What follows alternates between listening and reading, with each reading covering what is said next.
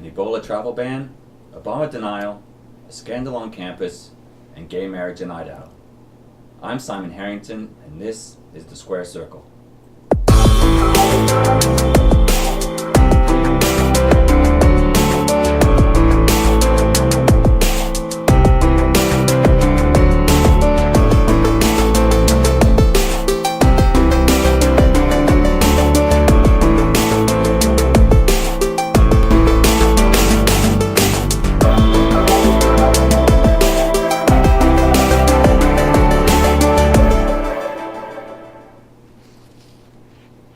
Hello and welcome to The Square Circle. I'm your host, Simon Harrington. Joining us today are Nick Brana of socioevolve.com, Gregory Clay of gdclay.com, conservative writer and editor Brian McNichol, and Jason Russell of Economist 21. Welcome everyone. This week, new travel restrictions went into place on flights from West Africa as part of the effort to contain the spread of the Ebola virus. They come amid numerous calls by several Republicans and even some Democrats to institute a travel ban on the region. Brian McNichol, is the White House giving in to the pressure for a travel ban? You know, they may be feeling some pressure, but I actually don't have a lot of bad to say about what they've done. It's not, Howie Mandel says there's more Jews playing in the NFL than there are people in the United States with Ebola. We're following the cases. We've cured one, we're very close on a vaccine. So a lot of good things have happened. I think that the not overreacting has actually served us well. I think it's one time that there was a matter that was the scientists could address, and we listened to the scientists. Gregory Clay? The problem with this is, I think the Republicans are right in that travel should be restricted from West Africa. They've restricted the airports. As I remember, there are 5 airports that flights from West Africa are allowed to enter. Am I correct? Where there are screenings. Yeah, where there are screenings, right. But I still think that all flights from West Africa should be barred. Because even flights within the continent of Africa are being barred from country to country within Africa. So that tells me that the United States should be doing the same thing. I know people say, well, if you do that, then it's politically incorrect.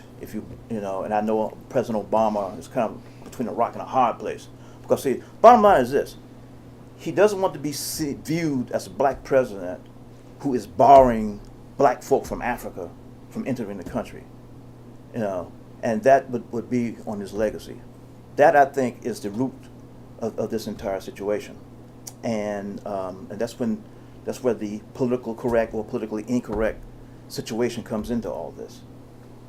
Nick, anything you would like to add about banning flights from Africa? I think he's simply doing what health professionals almost unanimously recommend, which is that a travel ban, doing so, while it may sound nice for talking heads, but the health professionals who work in this area, for decades, who deal with epidemiology, who deal with stopping the spread of infectious disease, Dr. Frieden, Dr. Fauci. They say that imposing a travel ban would lead people to simply circumvent existing bans and go through third-party states or cross borders illegally, and that, in turn, would hamper our ability to detect people who are infected and direct them towards help and prevent them from infecting others. So, what I've seen in this coverage, and the coverage has been remarkable in the United States. It has been, you cannot pass by a glowing screen written splashed across the cover, but it's so disproportionate in my mind from the actual problem. Let's remember what's happening here. And there's 2 people who have contracted it within the United States, only 2, and there's 1 person who's died, and they didn't even contract it in the United States. So you're more likely to be struck by lightning or electrocuted by your toaster or a whole bunch of other, outrageous things, So that's my view. In my view also, unfortunately, part of the Republican Party, congressional Republicans, have been trying to use this as an October surprise. So they've been kind of, holding these grandstanding congressional hearings and stuff like that, and talking about a travel ban, and Fox has been picking that thread up. So it's really being politically exploited in my mind. That's what it's about. It's about trying to create this October Ebola surprise that's totally out of whack with what's really happening. There's two strains on the right, though. There's one that's saying, yeah, ban them, stop everything. There's another that's saying, let's limit government interruption in this. And it's kind of interesting argument, the way that it's being shaped on the right. It's like, there's a jump the gun crowd, and there's a, hold on, I think we're under control crowd. And Jason Russell, any thoughts? I agree mostly with Nick about that the media coverage has just been incredible. It's amazing how disproportionate it is to the actual threat, I think. But I think what people who are still calling for the ban today don't realize is that there's already a de facto travel ban. Someone from Liberia, there's no direct commercial flights from the affected countries to the United States. Someone from Liberia can't go to Expedia and type in "take me to JFK" and just get on a plane the next day. It's not that simple. I think really what a travel ban would do, it would make us feel safer, which mentally it wouldn't actually do anything effectively. But I guess in this situation, given I think the outsized media coverage, feeling safer might be nice. But I still don't agree. I still don't think the psychological effect. I think that would be excessive. Yeah. So you're basically saying that a travel ban would simply be a placebo. Pretty much. No real thing. Yeah. But see, in these times, much of this is psychological. And sometimes the people's psyche is just as important as practicality, reality. See what I'm saying? Very similar to the stock market. But if you create a black market for this, that's way outweighs the little bit of security we buy by banning flights. This is a real problem in West Africa. WHO came out with a report this week that said that predicted 10,000 new cases every week by December. That's a real problem. It's still increasing exponentially in West Africa. That's where it's out of control, and there's some very important things have also come out, like the fact that the director of the NIH said, that if they hadn't essentially cut their funding in half, slashed their funding for research, that it's very possible that they could have an Ebola vaccine by now or some kind of cure, So at the same time that so many talking heads again are lambasting our health professionals or WHO, it's so hypocritical, or members of Congress like Darrell Issa, it's so hypocritical. When these are the same people, who seem to have no problem with or actively participated in slashing the research budgets, the funding budgets of these institutions which are supposed to deal with this. We can't have it both ways. We can't simultaneously cut their budgets and, have them, give them enough to keep the power on only, and then expect them to be able to contain these things or develop vaccines or preventative measures, to the fullest potential. Well, some of this you have to see it before you can do it. You had to see what emerged before you could start making a vaccine. That's why they're using serum from people.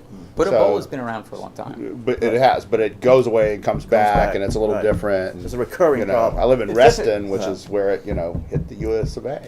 It's difficult for them because there's no precedent of any kind of outbreak of this kind in world history, I think, but given the resources that we have now. But to go back to CDC and NIH funding, their complaints are totally ridiculous. When you look at how much they've actually been funded in real terms, there's been no real cuts. And there's been no actual funding requests from these agencies to say, hey, we need more funding for Ebola vaccines. There was never any kind of request to Congress to do that. So for them to come to Congress and say, hey, we need this, it's totally just them grand-sizing and trying to use this crisis to exploit it for more funding in the future. I was looking at graphs of this just before I came over. It's NIH funding and particularly Ebola research funding, and it has gone down. It has been going down, over the past decade, and particularly over the past 4 years. It's back up now, though. Okay. All right, we're going to move on. All right, and I'd like to remind our audience that you can submit your questions to our guests through our website, www.publicsquare.net. We'll answer as many as we can live on the air towards the end of the show. Moving on, President Obama has said that his policies are on the ballot this November, yet many Democrats seem to be making distance from the president part of their platforms. In fact, Several Democratic candidates have been even refused to say whether they voted for the president. Now, given Obama's poll numbers and the fact that this is a midterm election, a certain amount of distancing from the president is to be expected. But Nick Brana, does the amount this time around surprise you? More broadly, are Obama's economic policies something to boast about? No. But you know what? Neither have the presidents for the past 4 decades. You know, the minimum wage peaked in 1968. Ever since then, it's been declining in the United States, and Barack Obama has been a part of that trend, a large part of that trend. If the minimum wage had kept that pace with inflation today, it would be $10. It would be about $10.50, you know, instead of the $7.25 that it is today. You know, the minimum wage is what a large portion of the population relies upon. You know, the very bottom of our population relies upon for their basic sustenance. You know, if it had tracked productivity like it did since the end of the Second World War till 1968, it would be at 21.72. So what does that tell us? It tells us that while productivity has been increasing greatly in the United States, the benefits of that prosperity have not been shared across society. Instead, they've been concentrated in a very small minority of executives and corporate boards. That's where the money's going, and that's why you get these outrageous, you know, distributions of income of like 300 to 1, 600 to 1 between CEOs and their average employee, not the janitor, the average employee. Jason Russell. I'm glad you mentioned that, Nick. It's very funny that you would say that, because actually 3% of minimum wage workers are living in poverty. 3% of minimum wage workers live in poverty. That's all? That's all. Yep. Everyone else, most minimum wage workers are, part of a family. They're dual earners. Students. It's not necessarily just students. I mean, that's part of it. But they're mostly there's other earners in their family as well. But also in terms of what you're talking about, in terms of the gains between productivity and wages, when you actually go and look at the numbers and you adjust the numbers for proper variables, when you adjust for things like compensation and not just wages, in terms of the benefits that you get with your salary, we're seeing that productivity and compensation has actually tracked each other very closely. And so it's something about productivity has gone up something like 100%. And you see that compensation's gone up close to 95%. Yeah, but productivity, isn't that because companies are doing more with less? Right? Companies are doing more with less. Because they're outsourcing Technology. jobs. Exactly. And Right. those kind of things. A lot of people now, if you have a job now, and a lot of companies, not just low-wage jobs, but higher-end jobs too, one person often is doing the work of 2.5, Furthermore, don't you think that things would be better if there were less government regulation and less corporate taxes?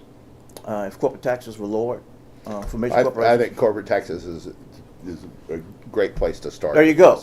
There you go, Brana. Because here's what happens. Here's what happens. What happens with corporate taxes? Where does the corporation get the money to pay that higher tax? Where do they get? They charge us more for the product. You're still paying the tax. Okay? It doesn't make sense. All it does is make us less competitive with people elsewhere in the world. Yeah. We have our products are built in from day one, from the start, 17% more than, France, right? We're at 25, they're at 8, I mean, we're killing ourselves, and we're still paying the tax.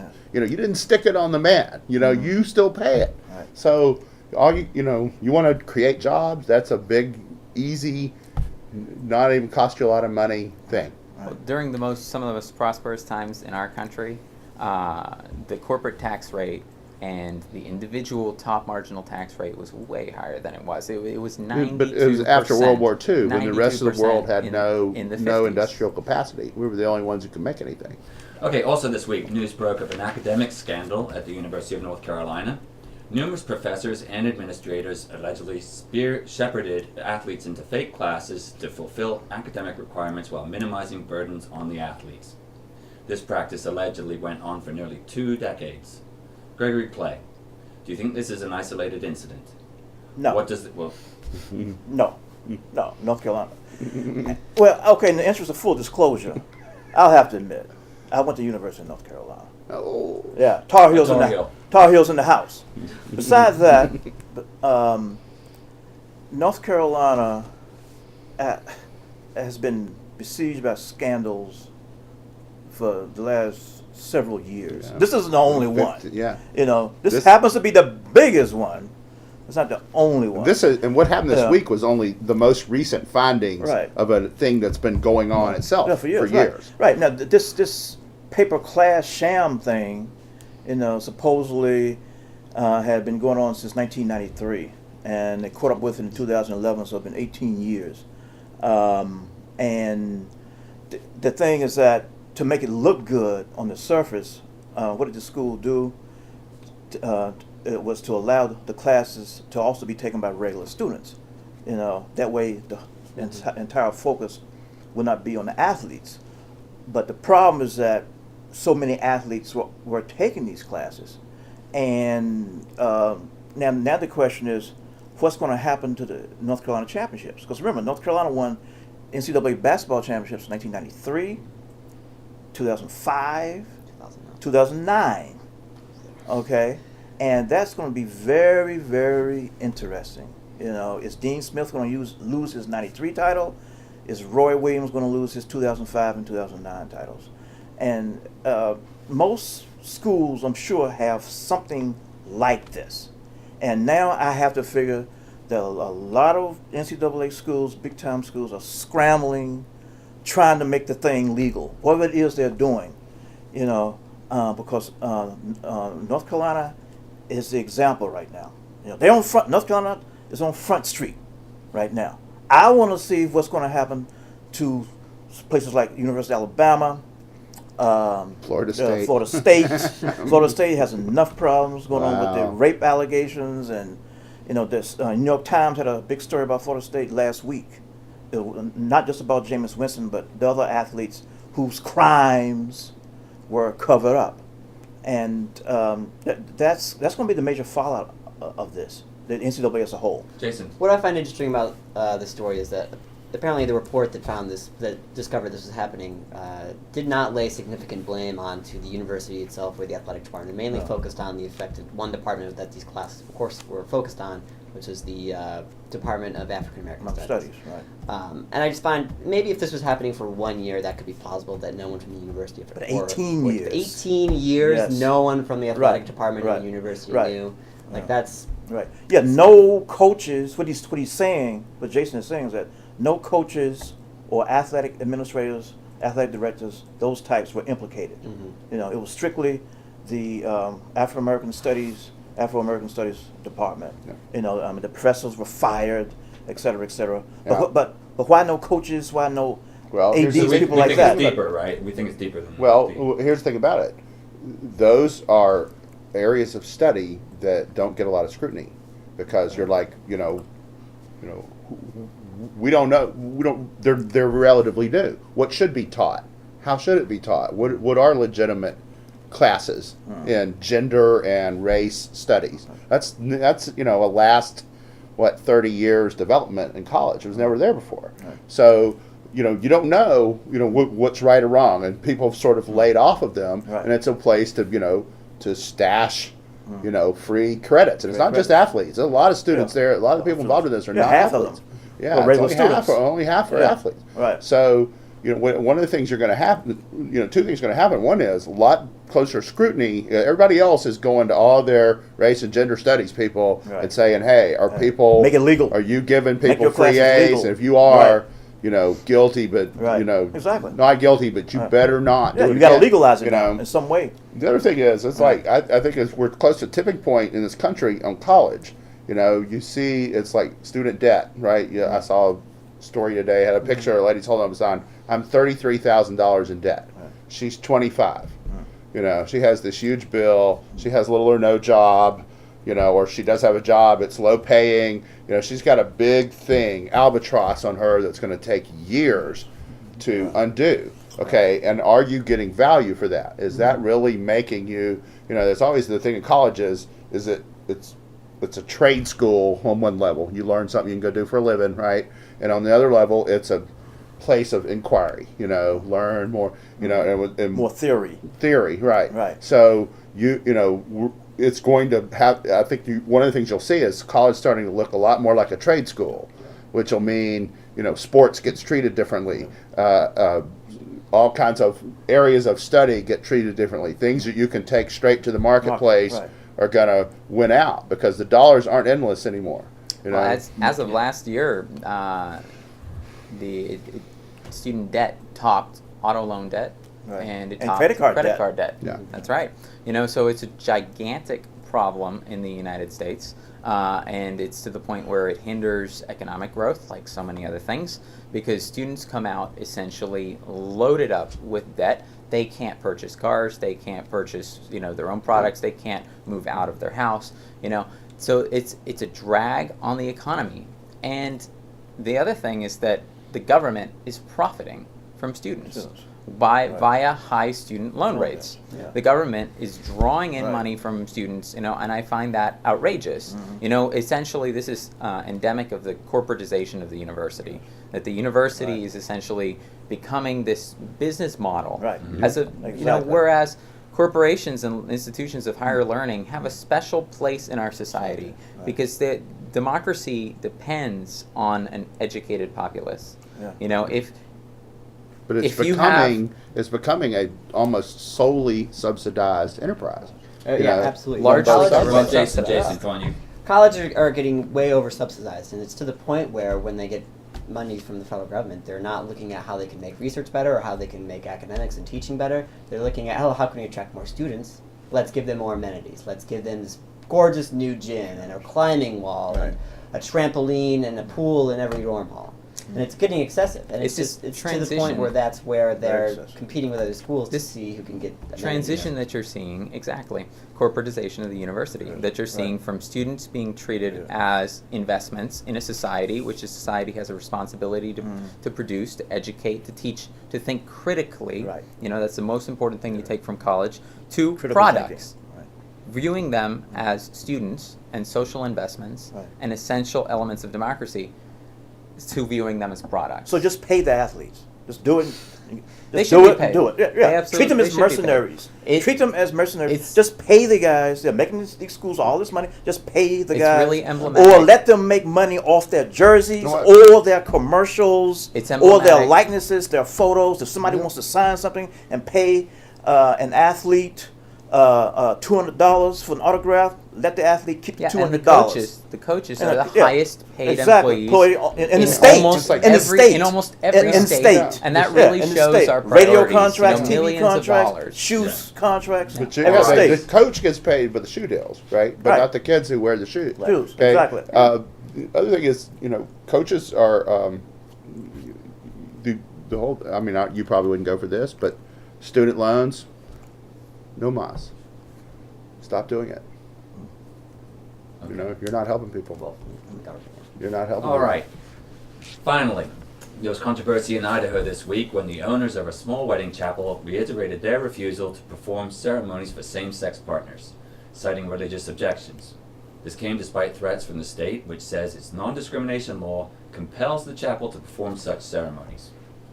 Jason Russell, does the state's non-discrimination law trump the owner's religious beliefs? Does the fact that the chapel is a for-profit business make any difference? The non-discrimination law absolutely does not trump religious beliefs. Regardless of whether or not you support gay marriage, government cannot force a business to serve a customer that it doesn't want to serve. The government doesn't force a private club to accept every member that wants to join them, and this is, I think, a similar situation. The real question is, I don't understand why a gay couple would be interested in being married or taking their business somewhere church to like that in the someone first who place. discriminates against Yes. them. Yeah, I Yeah. don't understand why they want to do that. Yeah. But, Yeah. Well, So- the government Yeah. can actually compel you to serve customers. Sure. I mean, that's what the lunch Yeah. counters and Rosa Right. Yeah, back Parks in the and all that 60s. was. Yeah, 50s So and 60s. that Right. actually the courts have established. Yeah, they can because do the that. question is, Right. do you want this segregated society where you have these white only, black only, whatever type establishments? Well, This is it's an different than- intersection of two rights. It's Yeah. their right to be served and things that are open to the public, and the religious rights of the people not to honor it. And I'm with you. If I knew someone was hostile to it, why would you go there in to the first someone place? else, Exactly. Yeah, this seems to be a case of what Dr. King said in '63 in the March on Washington. I have a dream speech. You were the only during the one March who's on old enough to Washington. be there. August 28, it's 1963, and when he brought up the situation of interposition and nullification, which essentially means when states defy federal law. I mean, that's what this sounds like. This sounds like something out of the 50s and 60s. Am I right? Nullification. Interposition and nullification. Yeah. I mean, George Ultra-federalism. Wallace tried to do it. Bull Connor tried to do it. The list goes on. In the 50s and 60s. But we need to move on. We got questions from our viewers, and our first one comes from Carol Long. Ebola is contagious only when you have symptoms, but the time between when you start showing symptoms and the time you're quarantined could be hours or even days. Couldn't you be spreading the virus all over during that time? No, the latency period, the incubation period, as it's more generally called, is 2 to 21 days for Ebola. That's what WHO has found. That's what CDC's found. During that period, you are non-infectious. And we're very lucky about that. It really hinders the spread, because just imagine if for that 3-week period, for example, you were infectious and spreading it without knowing. So we're really fortunate that it is not. So that's not a problem. People who need to be recognized in this too is it's incredible. There's been a remarkable effort on the part of Cuba and the Latin American countries, especially the ALBA countries, the more progressive countries in Latin America, to organize a response to this. Cuba has been sending more health professionals to West Africa, because the only way to deal with this crisis is at the source, than the rest of the world combined. So it's been an incredible effort by them, and that's what needs to be done. That's what the U.S. should be doing. All right, and going back to the travel restrictions, Annette Reed would like to know, why weren't these travel restrictions put in place weeks or months ago? Greg? Well, it goes back to what I said earlier. I think it was a situation of the administration concerned about political correctness. The Obama administration did not want to be seen or viewed as like locking out black folk in Africa or closing them out, or however you want to say it. And but there's been so much talk, so much pressure. Now at least they're just confining it to 5 airports. And now whether the Obama administration eventually moves along and outlaws anyone from West Africa coming to the United States at all, we'll see. I would be surprised if it went that far. I mean, I know what Dr. Frieden has said. I know what Dr. Fauci has said. You can't isolate the continent and all of this.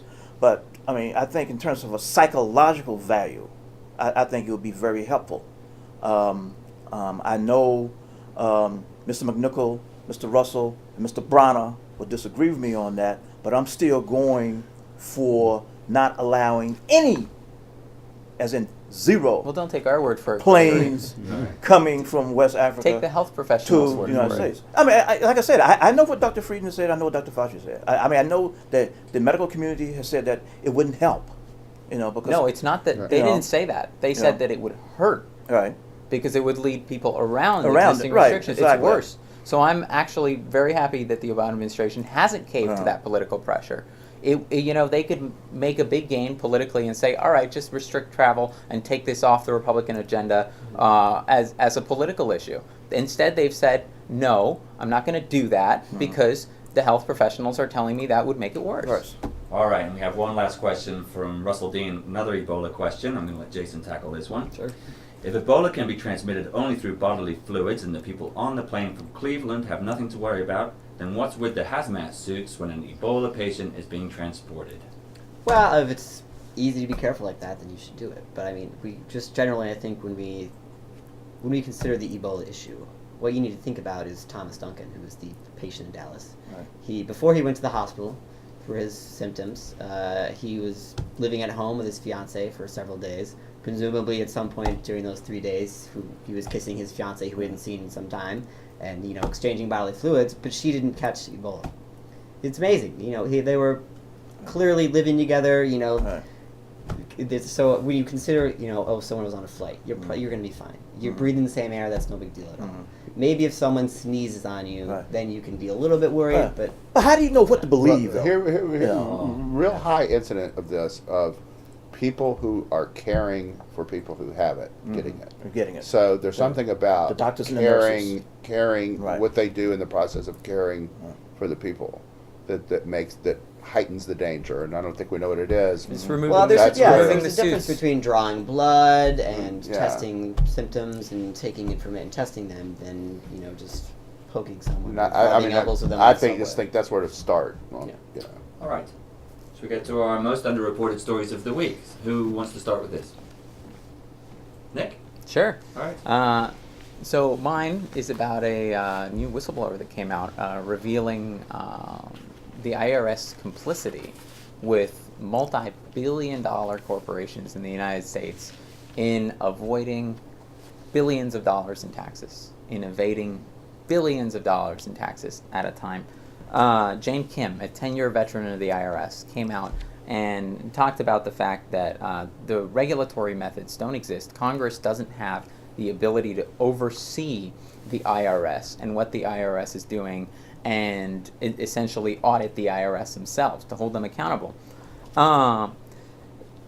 She also, mentioned what's public knowledge, which is that public officials in the IRS and in that sector, in that agency of the government, going all the way up to Treasury Secretary Jack Lew, their previous jobs was creating the same tax evasion schemes for these corporations who they were working for, that now they have gone into the government to regulate. So essentially, you have a system where multi-billion-dollar corporations and banks are regulating themselves. And this is at the same time that the IRS is pursuing relentlessly poor people, cases against small businesses. It's incredible, and the way it should be thought of, what it is a theft from the American public, from the American taxpayer. And it should be prosecuted. The Congress should be given authority to audit the IRS, and there should be much stricter laws, and the Office of Whistleblower Protections should be way strengthened. Okay, Brian McNichol, your most underreported story. First of all, I would like to say that I wholly endorse reform of the IRS and a flat tax and closing the place down on Monday morning. Secondly, underreported story of the week. The problems with Obamacare continue to add up. They said it. We were promised it would not. I will not sign this legislation if it adds a dime to the budget. Well, it's going to add $130 billion over 10 years. Most of the savings that have been realized so far are from Part D, which never cost what the Democrats feared it would cost, because the government is not allowed to negotiate drug prices. There are 3 pharmacy benefit managers that have more skin in the game and they get lower prices. I was on the Hill when the bill passed, they Waxman and Dingell wanted to put a limit on Part D that you could charge $41 a month for your base premium. The Republicans did not voted down that amendment. The price has never been higher. The average premium has never been higher than $28 a month. So to save us from higher prices and distort the market, they would have put it $13 higher than it's ever been. So the other thing is, it's reaching a whopping 8% of the people it was designed to help. 92% of them have either passed on it or entered Medicaid. We have added 6 million people to the Medicaid rolls in the last year. That's not Obamacare. That's not buying a plan or buying a plan with help. That is added to the government health care dole. Yes, because it's been such a busy week in the news. Top stories, of course, Ebola, ISIS, and most recently, the hatchet attack on the police officers in New York. And on Friday, the school shooting in Marysville, Washington. one of the situations that's kind of been lost during this heavy news cycle is the Peter Kasich situation. His mother, again, has called on ISIS to spare his life, because, when Alan Henning was beheaded 2 or 3 weeks ago, Alan Henning from Britain, ISIS, of course, as they usually do, showed the perceived next person or the next in line, and that was Peter Kasich. And the way this thing has been going, it's been like one a month in terms of the beheadings of Americans and British people, and he's getting almost no coverage because of the other developments. And also Michelle Obama, who I guess is taking the mantle of being the chief stumper for Democratic candidates, because Democrats are running away from President Obama, won't even say his name during debates. She again is flubbing her lyrics and lines. Remember before, she called him Bailey. His name was Braley. And then other night in Colorado, she got the Democratic candidate and the Republican candidate confused. Mark Udall versus Cory Gardner. Yeah, she put Cory Gardner's resume on her section for Mark Udall. She said Mark Udall was a fifth generation Coloradan, etc. That's not true. He's from Arizona originally. Yeah. And Mr. Gardner, the Republican, was the fifth generation candidate from Colorado. So I don't know, this stumping thing with the Obamas. People are running from President Obama, and so instead, the First Lady goes, and she does the flubbing thing, and it's not working out too well for the White House advocating Democrats for the midterms. See what I'm saying? The thing is not working out too well. All right, and Jason, your most underreported story. So for a long time, Tom Coburn has been a real champion of spending and fiscal issues in the Senate. On almost every issue, he's right. So this year, he came out with his latest waste book of government waste, detailing $25 billion in government waste, and he just always lists out the most ridiculous projects. Here are some of my highlights. $146 million spent on sports stadiums and subsidies and tax deals. And that's, almost every economic study of these stadium deals and subsidies shows that they don't create jobs and don't create any economic growth. So cities shouldn't even be subsidizing stadiums, let alone the federal government. We also have $90 million spent by the State Department on cultural exchanges, such as Department of State Idol. The Pentagon is spending $1 billion to destroy ammunition, and the cost of it to get that ammunition that it apparently doesn't need was $16 billion. There's also millions spent on finishing NASA buildings after their projects were already canceled, so there's just buildings that are going to be mothballed once they're finished. And there's lots of funny ones, such as that are under $1 million, but I only cared about the ones that were over that. But there's things like rabbits getting Swedish massages and things like that. So it was reported a little bit, but not enough. So everyone should go check it out and find some funny examples of how your taxpayer dollars being spent. We will. Good. All right, gentlemen, that's all for this week. Thanks for watching The Square Circle, and we'll see you next week.